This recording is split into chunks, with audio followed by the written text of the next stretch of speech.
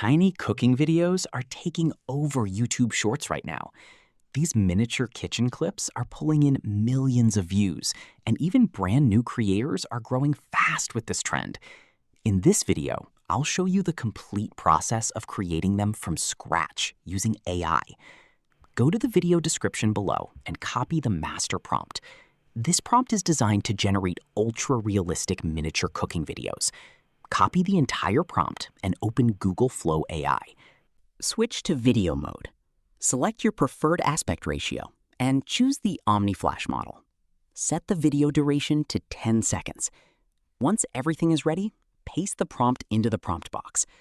Scroll to the top of the prompt where you'll find the food item section. Replace it with any food you want to create. For this example, pizza. I'll type pizza. Now click Generate. Wait a few minutes while Google Flow creates your miniature cooking video. And there it is. Your first tiny cooking video is ready. You can repeat the same process with any food you like. For example, paste the same prompt again. Replace the food item with burrito and click Generate. Within a few moments, you'll have another unique miniature cooking video.